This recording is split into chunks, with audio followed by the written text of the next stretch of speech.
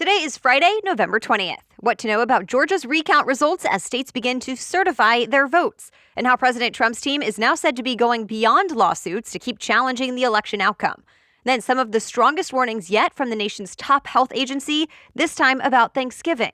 Plus, a little good news in the fight against HIV. 2 digital media companies are joining forces, and a sanctuary on a mission to protect millions of animals. Welcome to The Newsworthy. All the day's news in around 10 minutes. Fast, fair, fun, and on the go. I'm Erica Mandy. Thanks so much for being here. You ready? Let's do this. The recount has now confirmed it. President-elect Biden won the state of Georgia, and today the state will make it official and certify the votes. The deadline is 5 p.m.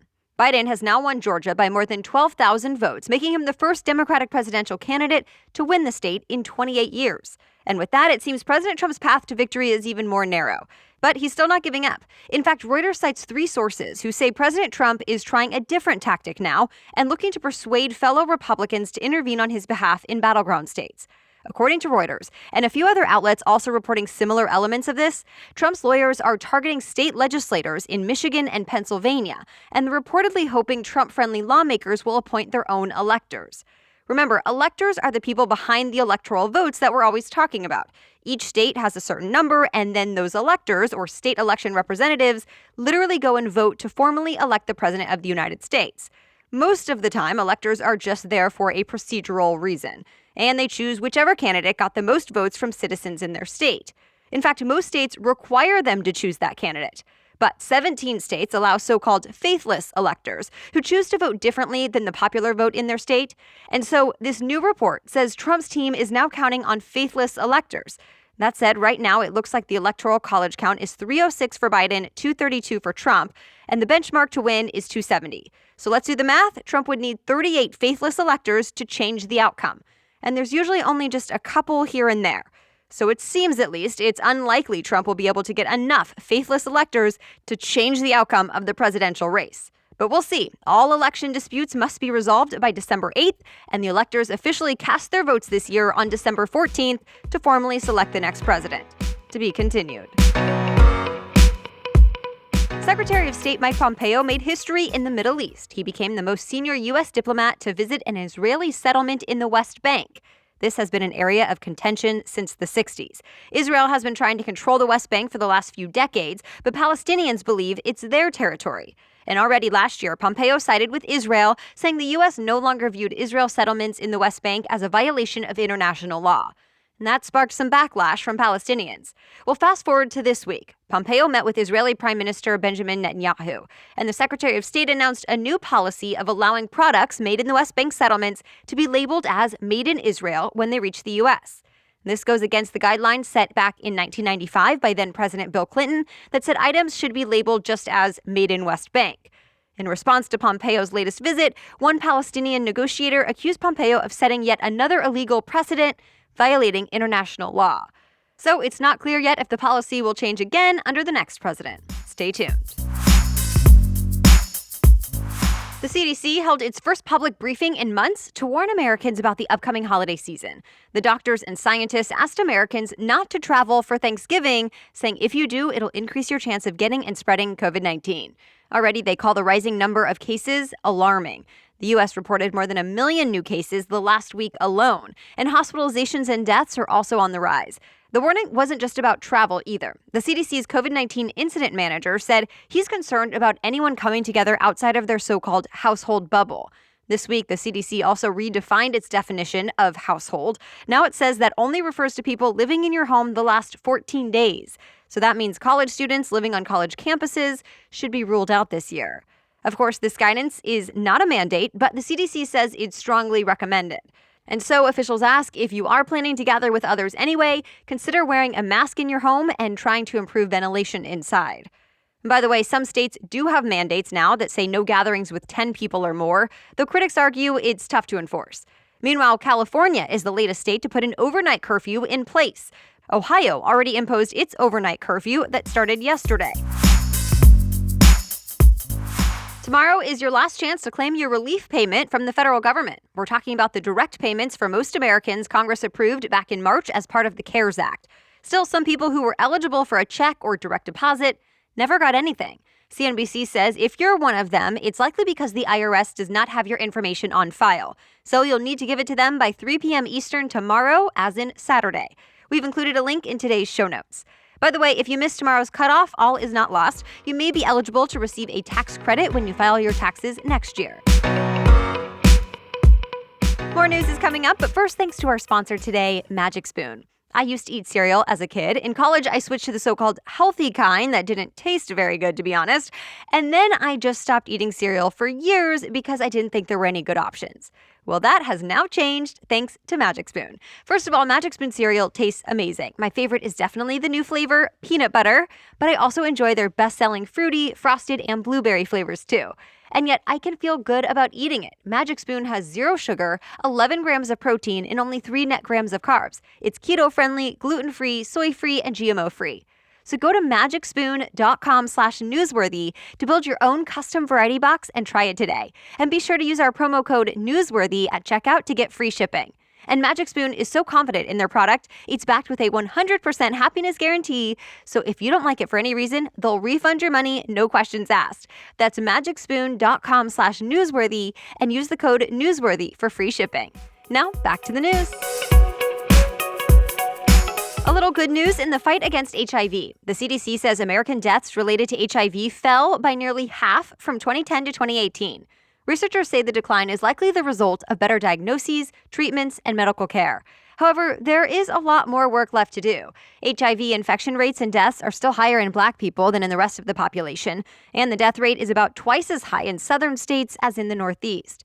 The epidemiologist who led the latest study says it all has to do with how early people get diagnosed and how much ongoing care they receive. One infectious disease expert at Johns Hopkins University went a step further, telling the New York Times the reason some groups are doing better than others has to do with community engagement. She pointed to the fact that infections and deaths have drastically declined among gay men. She thinks that's because they have a solid support network that's learned how to prevent and combat HIV. But with other people, the stigma could be keeping them from acknowledging the virus, getting tested, or getting treated. There's also a fear the COVID-19 pandemic could be getting in the way of outreach for HIV and AIDS, and we could see trends go in the wrong direction once again. To be continued. It's the end of an era. One of the world's most famous and powerful telescopes is getting torn down. We're talking about the telescope at the Arecibo Observatory in Puerto Rico. For nearly 6 decades, scientists have used the telescope to search for planets, asteroids, and even alien life. But back in August, something went wrong. One of the telescope's cables snapped, tearing a 100-foot hole in its reflector dish. Then earlier this month, another cable snapped. At this point, the telescope is on the verge of collapse, and engineers say there's no way to safely fix it. So the National Science Foundation says it needs to be demolished. Astronomers who have worked there over the years are disappointed. They had even dubbed it the Scientific Queen. In fact, some 90,000 tourists visit it each year.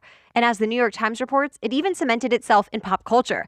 The observatory was featured in movies like Contact, starring Jodie Foster, as well as the James Bond movie GoldenEye. Now the hashtag, what Arecibo means to me, is popping up all over Twitter. People are sharing photos of themselves working there, visiting, and even getting married there. Buzzfeed is taking over HuffPost, which used to be known as the Huffington Post. The Wall Street Journal reports Buzzfeed is buying the media company from Verizon in an all-stock deal, uniting 2 of the larger players in digital media as they both look to jumpstart growth. In case you're not familiar, BuzzFeed and HuffPost are both incredibly popular websites that specialize in news and entertainment, so their products are pretty similar. BuzzFeed estimates its audience will now grow by nearly a third thanks to this deal. As Variety reports, it's not clear yet if anyone is going to get laid off because of the sale, but for now it sounds like both websites will stay up and operate separately. PayPal just launched its own version of GoFundMe. It's called the Generosity Network. And just like GoFundMe, it'll let people raise money for a good cause. They'll be able to create a public fundraising page where they can upload photos, explain what the money will be used for, and how much they're hoping to get. But there are differences as well. On the Generosity Network, fundraising drives will only last 30 days and they have a cap of $20,000. Also, PayPal is not charging a transaction fee on donations made with credit and debit cards, although TechCrunch reports it will eventually. For comparison, GoFundMe charges a nearly 3% transaction fee. The Generosity Network is live now. Wrigley Field has now been designated a National Historic Landmark. The iconic ballpark is home to the Chicago Cubs. It's been around for 106 years, and this new designation means Wrigley Field will now be federally protected. The Department of the Interior made the designation, calling Wrigley a national treasure.